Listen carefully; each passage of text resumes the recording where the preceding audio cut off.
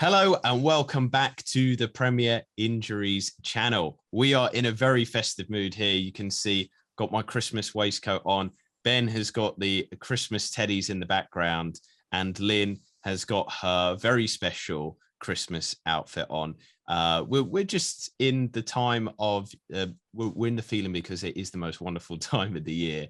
And we're going to be talking all about negotiating this time of the year. But before we go into it, Ben, how are you doing? Are you feeling in the Christmas spirit yet? Not quite yet, Jason. Lots of games to be played, lots of work to get done. My Christmas doesn't really start until January. And Lynn, you know, you're wearing your very good Christmas outfit there.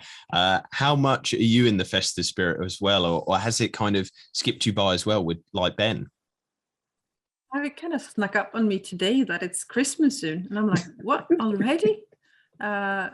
Because I guess I need to get into it now. I love Christmas, so tomorrow is just going to be Christmas songs all day. Go out for a cup of glühwein in town or something, and then I'll be there. No, nobody knows what that Lynn is. Nobody. I saw it in London. You got it there. What is it? But I'm in Newcastle, man. London's another country. One more question. You know, we've been teaching you Geordie. How do you say Happy Christmas in Swedish? God jul. God jul. God jul. Good jul. God jul. You sound Northern Irish now. I was Brendan Rodgers. Yeah. Brendan Rodgers goes on holiday to Sweden at Christmas. Good jul. So today we're discussing, it's a bit more of a relaxed time because obviously it's Christmas. We've got a bit of time before the next game week, but it is quite an intense time as well. You know, we talk about this festive period being really hard to negotiate. Lynn, you put out a tweet this week kind of explaining in meme form that it's a very difficult way to negotiate this, but we wanted to actually kind of open it out and really kind of give some people some solid advice on what to do. So maybe a point each from us to help the community, but what would be your top tip, Lynn, for surviving the Christmas period? Do not take hits. Ooh, do not take hits. So what is your thoughts and feelings? Why to not take hits? I think it's because it's so easy, like, oh, I don't have a player. It's only a -2 if I take this player in. But then you probably get someone out that you actually want. So in the long term, it's not going to pay off. Unless it's actually something you've planned to do, then yeah, go ahead and do it. But don't do it and talk yourself into it's just a -2, because most of the time it doesn't work like that. You've got to take more than one game week into account. So you're worried that people are a bit too short-termist then in terms of those hit transfer. It's pure panic. And I need to field at least 10 players or I'm screwed. So when you looked at your team for game week 18, 19, and there was kind of a load of players missing, you're going to have maybe 9 or 10 on the pitch. Were you not at all kind of motivated to bring somebody in, maybe for a 2 or 3 game week punt who you know is definitely going to play? There's no COVID in their camp and their games are safe. Or were you just thinking, no, I don't want them in. I wouldn't have thought of them apart from this COVID situation. Is that kind of your thoughts and feelings? Yes and no. I thought I would have 10 players this week, but ended up with 7. Because some were rested and some were a late postponement. And still, I did not take a hit. I did not free hit because we just got to pull through this because we've got a plan. We've got to stick to our main plan. Fair enough. I think that's important. Ben, what is your top tip then? So Lynn's gone with not taking a hit. What would you say? Well, I'll say before I kick off, I'm in Camp Lynn here, by the way. So I started with 6 players last weekend. And at no point whatsoever was I tempted to take a hit. Just putting it out there. Deadline was early. We heard about the Villa and the Burnley game being called off. But a great example of possibly who you could have, or fixtures you could have maybe targeted would have been Chelsea. And at that point, Thomas Tuchel had put a request in to the Premier League. So you know what, there'd be nothing more frustrating than taking a hit to bring players in only to find that the fixture's been cancelled. So for me, it is a massive no. Look, I'm going to bang the drum and I make no apologies for this. We've said it since Project Restart, since we even started doing YouTube. Build a bench and build it deep, because, you know, the situation that we're in, you've got to expect the unexpected. The COVID situation is ripping through squads. There are going to be last-minute amendments, alterations, rotations, and you want to try and mitigate the risk of maybe losing potentially, you know, less than 11 players going out on the field. Try and spread your players across different teams.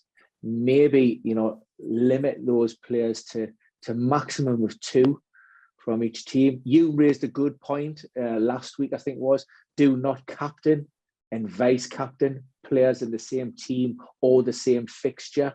Again, like I say, you want to try and mitigate any of that risk and limit, you know, should the worst case happen, you want to limit the impact on your team. So nothing great, you know, earth-shattering and great, but I just think it's, you know, there has been a little bit of a reluctance that I've seen prior to this, maybe these last 7 to 10 days of maybe people failing to understand why they maybe need to have that strength and depth on the bench, and questioning why you're having so much of your fund and transfer budget tied up with players on the bench.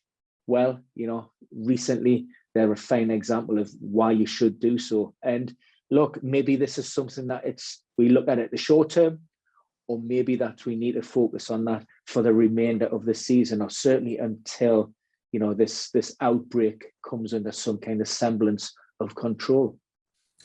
I'm going to be totally honest with people, and I did take a hit this game week, and maybe going camp hit or whatever.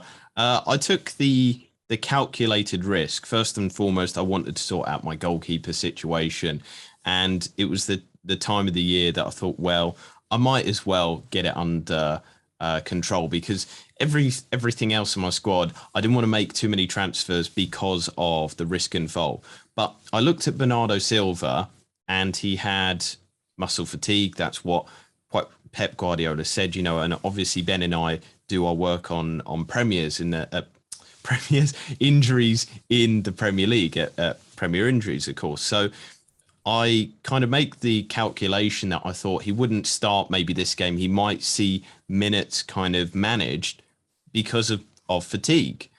I thought Grealish or Foden would be the sort of players to come in. I thought Grealish was the more secure one. And so I took a hit, a -4 to get him in. Hang on, I just got Ben Davies. Edit. And also I've got to get rid of my cat. I don't know how she's got in. How'd you get in, cat? My third point to kind of round off the video in terms of what to do maybe to get through this period is wait on your transfers. This is a big thing that I think I've seen through the season. People kind of go, get your transfers in early, beat the price rise, whatever. But kind of reiterating you, Linn, and you, Ben, the whole point of this season has been, you know, matches called off, or COVID suddenly happens, or a certain injury. And so you'll be sitting, having transferred in a player early, saving a bit of money, and then all of a sudden they're not playing anyway. So it's a wasted transfer. You can always earn a little bit more money through the season. You can always get squad value, but you can't get that free transfer back. Once that's gone, it's burnt, then you're taking hits. So for me this season, obviously Ben and I have been doing our late broadcast, you know, literally on deadline. And we've had a few laughs a few times because we're literally doing the transfers on the deadline stream. But it's the most sensible way, because then you're privy to the most amount of information. You're working with what can be the most beneficial there. And obviously injuries can happen in warm-up, certain things can happen, and a COVID outbreak can happen at any time. But at least then you can work with good conscience that at least you've made the transfers as late as possible with as much information. Otherwise, you'll kick yourself going in early like on a Monday, getting in a transfer and finding out Friday they're not actually going to be starting. I mean, how many times have you seen it, Ben, where people flood in on a Monday, get a certain player, you know, you see those transfers coming in the hundreds of thousands, and then all of a sudden a player's out for the game week, or maybe a few? Yeah, I mean, look, it regularly happens when players maybe pick up minor knocks and niggles. People always assume that it's the worst, maybe read too much into post-match comments. You always stress that injuries can evolve, may not as seem, it be as serious as they first appear. I think James Tompkins once left Selhurst Park on crutches with his knee and a protective brace, start 11, the following week. So, it doesn't matter what happens the week before, bide your time, stay patient, and make an informed decision. If you still want to go ahead and pull the trigger on that transfer, then great. But at least you do it with all of that information to hand to make, that choice based on, the facts. You're not just speculating to try and beat. I've never got my head around the price rise. It's something that I never, ever, ever consider in all of the time that I've played fantasy sports. Lynn, have you ever been affected by the price rise? Or you always go for the best player, but wait on the transfer as long as possible? Yeah, I've tried both strategies, especially this season, because when there's been international break, I've actually gone early on the transfers, and that has backfired 50% of the time. But that's also just to keep some kind of peace of mind, because then I don't have to check the price rises. I can just let it go. And then when it starts up, I can go straight in and don't have to worry, basically. So that's just for some mindfulness, I've gone early. But on a regular game week, I've tried to wait. But also, we've got plans in life. Sometimes you can't wait. You have to go a bit early. And then, like this week, I went Antonio to Danny Ings about half an hour before the announcement, because I knew I was going to be away, so I couldn't do it later. Fair enough. And well, that backfired. So do wait if you can wait, and you might not actually need that specific player. We've got so many good options. So if you can't get to that player, maybe someone else will come through for you. Yeah, that's the other thing as well, I suppose. A bonus one, number 4, is have a list of alternative players, because yes, oh God, Antonio or whoever, you must own this game week. But because of a price rise or whatever's happened in the squad, you might have a fire to put out elsewhere. Always make a provisional list of a few players, because it's a bit like not getting your favourite Christmas present, but at least you've got something rather than nothing. And so I guess that's a nice one to end on. We're going to end today's shortened podcast, although it's actually a bit longer than the usual ones. We've been doing shorter ones, but I guess we're taking a more relaxed approach here in terms of it being Christmas time. But for now, I'm going to wish everybody have a fantastic Christmas. Good luck with your transfers, and also stay healthy in the current situation. We wish you the best of luck there, and we will see you again very soon.